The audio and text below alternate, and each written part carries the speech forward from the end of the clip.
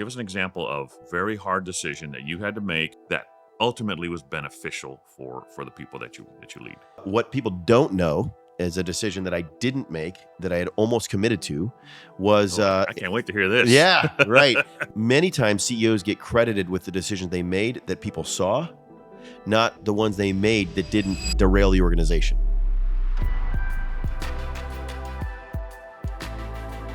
Welcome to ReedFlections, a podcast on life, leadership, and learning. I am Art Calderon. I'm here with Reed Nyffeler. Reed is a husband, a father, CEO of a growing global franchise security organization. We're going to chat a little bit more about that today.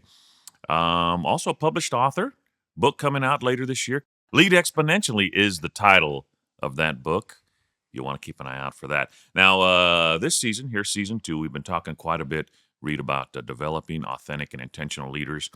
We talked about why should we develop leaders, what's the purpose, who you should develop, what capacities do leaders need, and currently, where in the organizations can leaders grow.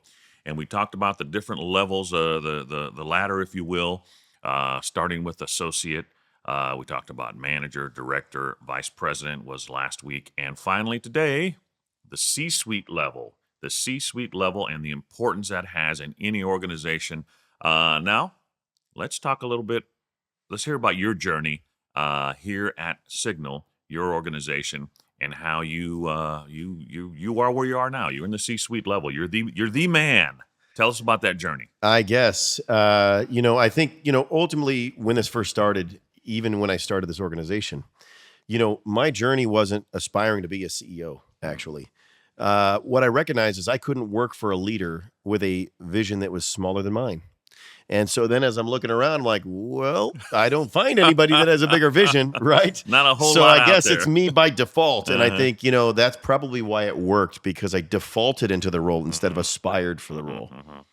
And, obviously through that process, I was prepared. And I think the one title that doesn't change, but the responsibilities do, is CEO, right? You look at a CEO of one person, one company, their title is CEO. And by definition, I suppose, they are the leader of the organization. Right. But then if you have a Fortune 500 company or some place like, Walmart or Amazon that have literally millions of employees, that CEO responsibility is entirely different than the person operating with one. And so I think that's a big misnomer too, that every CEO operates the same.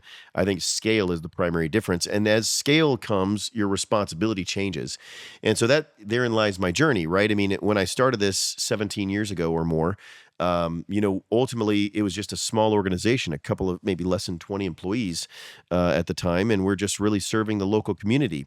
And now here we are with thousands of employees, approaching 10,000 employees, and the roles dynamically changed.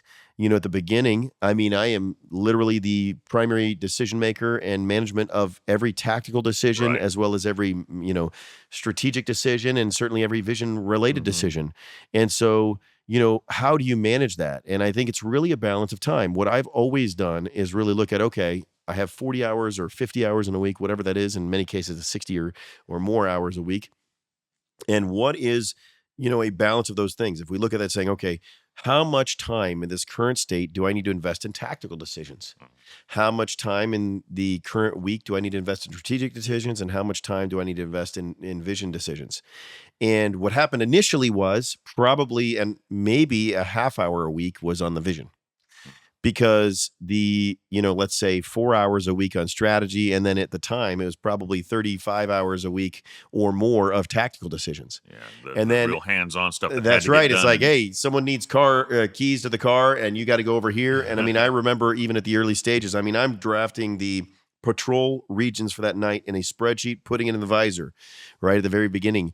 And that's super tactical, right? How do I map all that out and go? And then, as you progress, what happens is your tactical decisions are shrinking because you get managers. And that's the first place you add personnel in, is saying, okay, I need you to make the majority of these tactical decisions.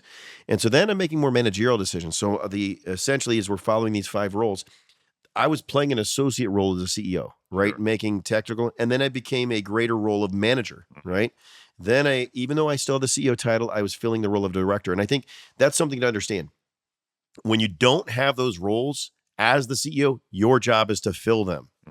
So even at the very beginning, I mean, I was working associate roles, right? I'm doing patrols myself. I'm filling shifts because I didn't have anybody to fill that role. Clearly, I don't do that anymore because we have, franchisees and their teams that do that. But that was the necessary role. And so as the organization grew, I would get managers. They would then take that tactical and managerial role.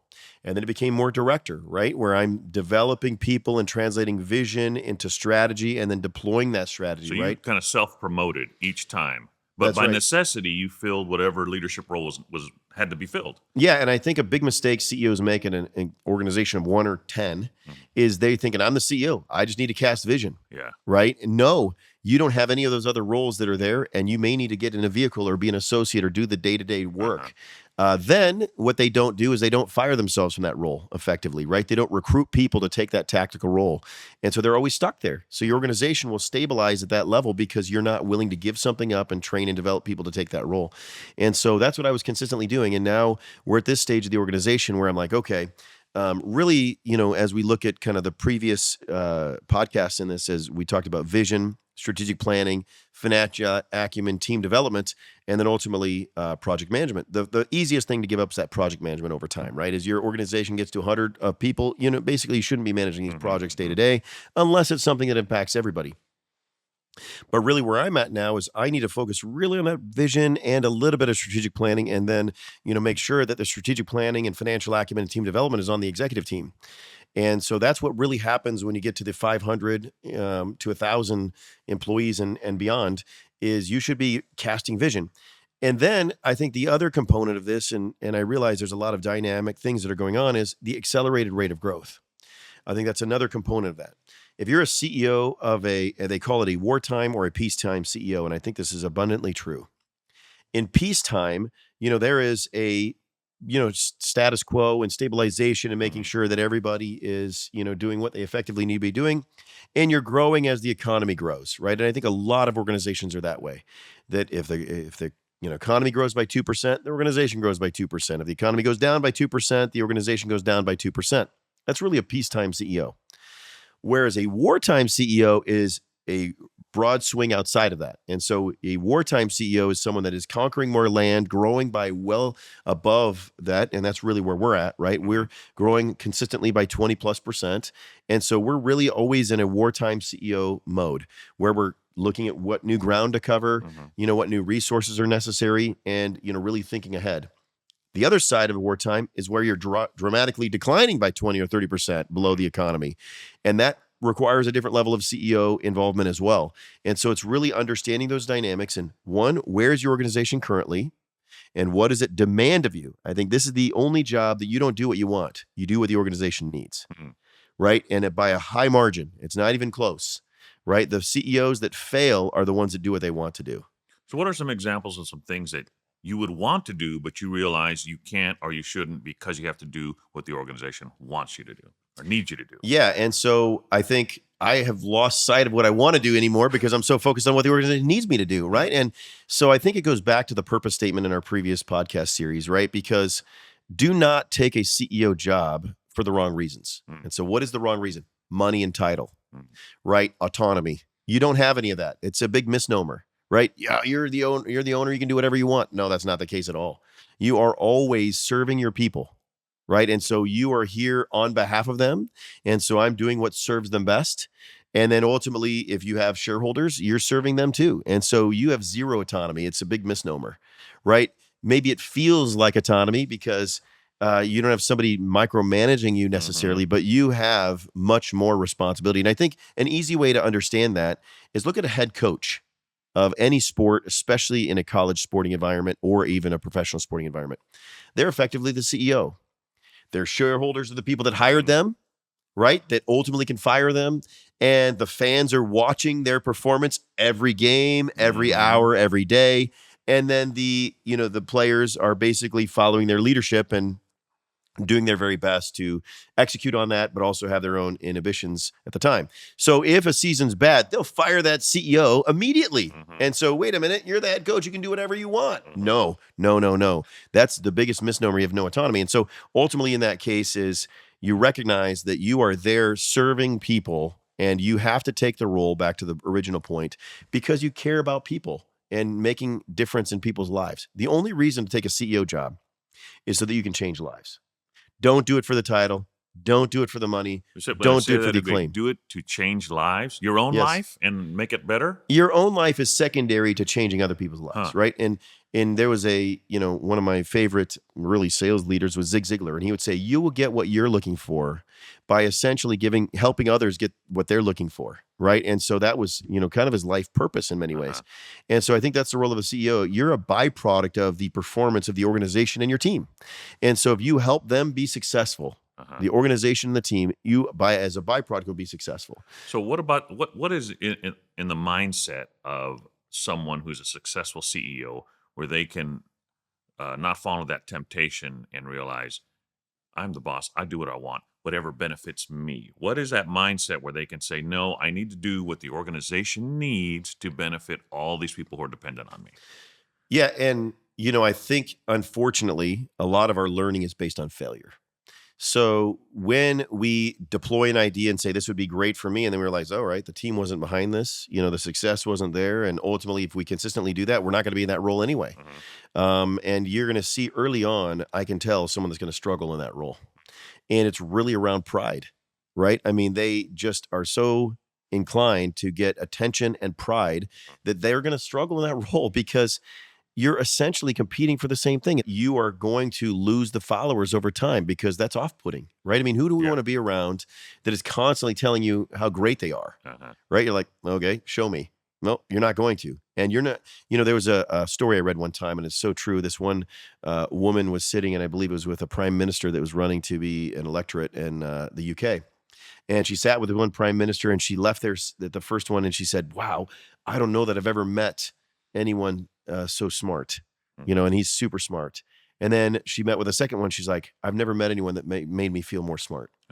Now, which one do you think she's going to? That's a big difference. Which one do you think she's going to vote for? Yeah, right. The other one that empowers her the most, right? That makes her feel like she can do something in their presence. And that was the difference of pride and confidence with humility.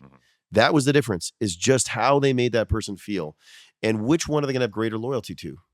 Right? Because you're always going to find someone smarter, always going to find someone around that topic that knows more information, but you will gravitate to the person that makes you feel smarter and makes you feel better to accomplish your goal. And I think inherently that's what leads to a successful role as a CEO. So talk a little bit about decisions. You have to make a lot of decisions. Like you said at one time that one of the things that you like to do is be in a place where you don't have to make the decision. It's like a vacation for you. Like when you go home or something, you let someone else decide what to have for dinner or whatever. But you had to make some tough decisions in your role here as CEO. Give us an example of a very hard decision that you had to make. Maybe there were some people that were against it, or whatever reason, whatever made it hard, that ultimately was beneficial for the people that you lead. Yeah, and I think as your organization grows, your decisions have greater impact, right? I mean, it's unlike what am I going to have for lunch? It's more decision, and there's decision fatigue, and you have to make sure you balance all constituents in that decision. And so, I was reading this book recently, and it talked about the utmost professionals actually know what not to include. And so particularly there was and I can't remember the individual's name, but he basically had won multiple movie Oscars around editing. And they asked him a question, what makes you a great editor? He goes, I know what isn't going to benefit the story, and I edit it out. Essentially, I take it out because if I put more words in, they're going to forget the words that should be in. And so many times CEOs get credited with the decisions they made that people saw, not the ones they made that didn't derail the organization.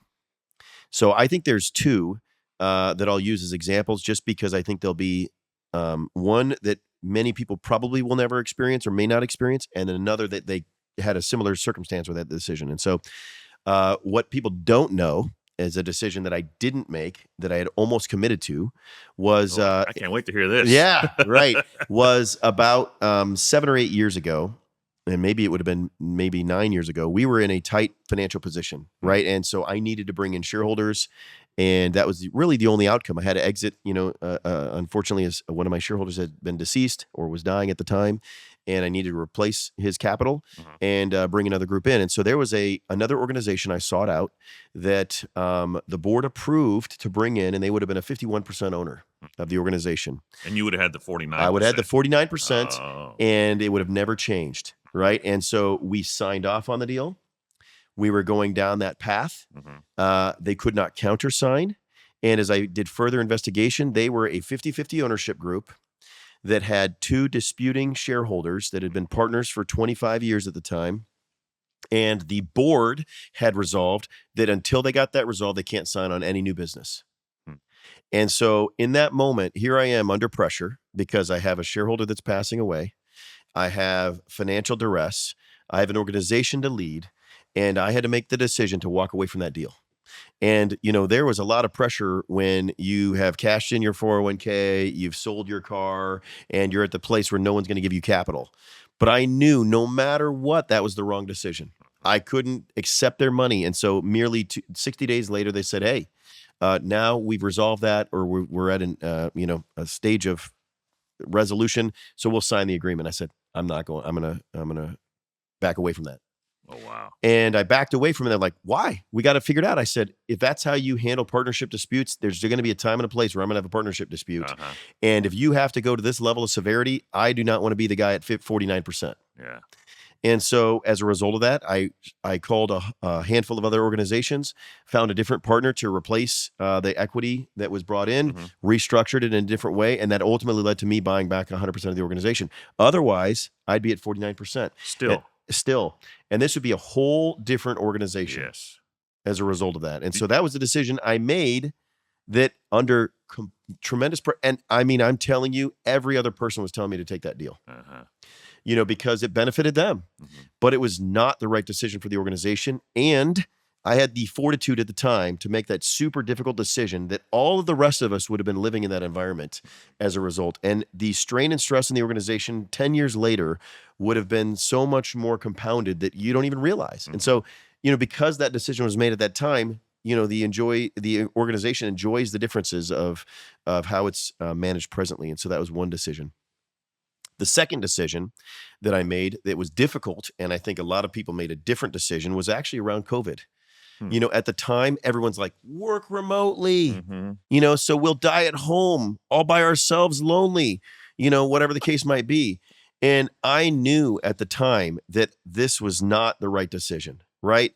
And so I mean, literally people left the organization, and I was like, no, this is the decision I'm making. And it was a record year for us as an organization as far as revenue and growth, wasn't it? And I'll talk about how the effects of that decision had an outcome. So in that decision, I knew it was the wrong decision. And regardless of all the political pressure, the internal pressure, the narrative pressure, all those other things, I was not going to change. And so I said, hey, we are going to be here. And I don't care if the government comes and shuts me down because I know it's the wrong decision. And so as a result of that, it was a record year, as you mentioned, and we continue to grow. And the camaraderie that we had as a result and the people we recruited were the right people.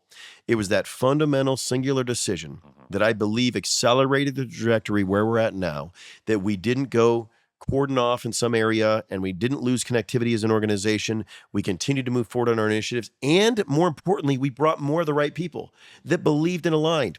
And what I recognized through that process was it engendered a trust with the constituents to say, Reed will make tough decisions when they're required. And you know what? He will not change regardless of what the narrative is. And this is the most important thing to be an effective CEO, is that you are not making a decision based on who's whispering in your ear. We see so many people that whether it's the government telling you these mandates, which by the way aren't laws, critical thing to understand, with it, an employee saying, just do it for me. A person, as I'm saying, I will immediately lose credibility. And then they'll say, well, no one else will know. And I said, well, I'll know. And that's all that matters. I will know that I sacrificed my values. I sacrificed my morals. And I'll tell a story that was really illuminating to me in this process that we'll know. And there was this young 13-year-old, and he grew up in Michigan, and his dad was a trash collector. And so it was a winter month, and his dad said, "Hey, you're off school today. There's a lot of snow. Ride along with me." And so his son would get out and grab the bags, and this is back those black plastic bags, And so there was a particular plastic bag that was on the front of a sidewalk. He grabbed it, pulled it up, and of course, if you've been around ice and snow, the bottom ripped, and so the things fell out of the bottom, and so he went and picked up all the stuff because he knew that kid knew that his dad was going to nah, you got to pick it all up. That's what we do. We pick up the trash. And so he picked it all the way up. His son gets in the car and he's like, you didn't get it all. He's like, what do you mean? He's like, well, the bag's still in the ice. He's like, well, I got everything. I picked up all the trash. What do you mean? He said, son, I just want to ask you one question. Is today the day you don't finish the job? Is today the day you sacrifice your morals? He said, no one will know, Dad. They'll understand. They'll be fine if I don't pick up that, thing, and I'll just come back another day. He said, and so he thought about it for a minute, and the son got out. He scraped that all the way up, got out the ice scraper, picked up that last piece of trash bag, threw it in the back, and he said, that single moment in my career is what led to my success. Because I recognized whether people would excuse that behavior, whether that was a decision that I could have easily made and they would have understood that it was freezing cold. But I recognized that, am I going to fail myself and quit on myself and not see the job all the way through or not? And that individual is Irving Magic Johnson. That in that moment, he recognized that in the future, if he quit, he was quitting on himself and he was sacrificing his morals. And so that's the same reason why as a CEO, that regardless of who's in my ear, I have principles and values that I govern and lead by, and therein lies the effectiveness. Not the government telling you what to do, not the employee in your ear, not the person trying to leverage you at the last minute on a deal that ultimately is there. You are making a decision on behalf of that and live with the outcome. Right? If you have those principles that are always going to be enduring, then that is the decision you're making, is to pre-decide that before the question comes, you already have your answer. You're going to stick to your principles regardless of what it is. Even if you're standing alone. So that's the other example and why it's so important to stick to your decisions. We have gone a long way in the last several podcasts. We talked we started at the associate level, went all the way to today, talking about the CEO level. So wrap it up for us. Give us a quick recap. Yeah, so I think, we can't just jump to that C level without going through each and every step. And so in my journey, I remember, and some of the things that I draw on the most is that associate level. What did I do in a tactical sense? Because that's where the majority of the organization resides, right? Is that day-to-day, and whether we're early in our career or we've been there for a long period of time, or that's where we like to be, it is super, super valuable. In fact, the organization lives at that associate level, right? And every day I wake up thinking, how can I make the lives and livelihoods better of the people in the associate role? And then I look at that next layer, which is the manager, and I say, they are the ones that have the greatest level of impact at the associate level. So what tools and resources and training do they need to be an effective manager or leader? And I look back in that role when I was there and as I was an associate and had a manager, and I said, these are the things that worked. These are the things that didn't work. These are the resources I wish it would have had. These are the resources that were needed. And then I recognize, okay, how do I protect them from things that are going to distract them from being an effective manager at the same time? Then the next step is the director. And I say, okay, how do we translate that vision and strategy into activities and tactical approaches, right, and processes? And so I say, okay, what is a consistent cadence of a process of that essential strategy that is going to be effectively managed by the managers? And how do we make that super consistent? And how do I put directors in there to think a little bit more broadly to say, how do I translate this vision in a more broader sense? And how do we prepare them for that role? Because now there's a greater level of pressure, as we kind of discussed in that podcast, in that particular role. Then I say, okay, how do I take away the ambiguity of what a VP is? Right. And ultimately, as I went to that, I said, wow, what is this? And sometimes the titles are so descriptive, but not prescriptive, right? We're just like, well, I'm the VP of XYZ, and there's so many things, and it's all over the map. And so how do I clarify the requirement of strategy and resource allocation for that VP role so they can then appropriately prepare the director, who then gives process and support to the manager, who's then training and leading the associate. And then finally is the C level. When you get to that level, you say, okay, how can I be so committed to seeing that vision through and so diligent that no matter what, I'm so principled and clearly focused so that I can achieve that vision regardless of all the pressure. And there's pressure from every angle of that level, right? So that I'm honoring my principles and character so that as I become, an accomplished leader, that's what always takes those C-level down is a misstep of their character, right? If you look at all those roles and you can go see the proverbial cemetery of all former CEOs, and many times there's a character flaw that ultimately takes them down, even though the leadership characteristics are there. And so you hone in and lead upon that. And so it's a progression. But I will tell you, people are like, well, that's because you're the CEO. And this is a critical thing to understand. No, that's because I did it as an associate. I was just further along the path. I mean, I was disciplined as an associate. I was committed. I thought like an advanced level leader in that role. I, broadened my perspective. So wherever you're at in that, hierarchy, make sure that you're, identifying who you are. Again, going back to that previous series of podcasts, and know your purpose, live your purpose, be more committed to your purpose, and then ultimately that will elevate you to whatever level of the organization that fulfills your purpose. The C-suite, CEO, not for everybody, not for everybody. But thank you very much, Reed, for sharing with us your insight on that level of leadership. Thank you, listeners, for tuning in. Always appreciate you. Next time, we're going to be talking about, we're on to the next section, right? Next section, how to develop leaders. A little bit more tactical, how we actually do that. In the meantime, I'm Art Calderon. Stay purposeful. If your desire is to be a CEO, make sure that you are doing it for the right reasons. Don't do it for the title. Do it to change lives. You are in a position where you're making decisions that will forever impact lives. Just as I gave with the stories today, the decisions I had, one, could have adversely impacted lives, or two, positively impacted lives over the duration and long term of that. And so how do you become effective in that role? Elevate your humility and servant-mindedness. If you can continue to do that, you will have no shortage of people that will want to follow you. And as you elevate as a leader, you'll be an effective C-level leader. And we look forward to seeing you next week as we discuss how to accomplish those objectives.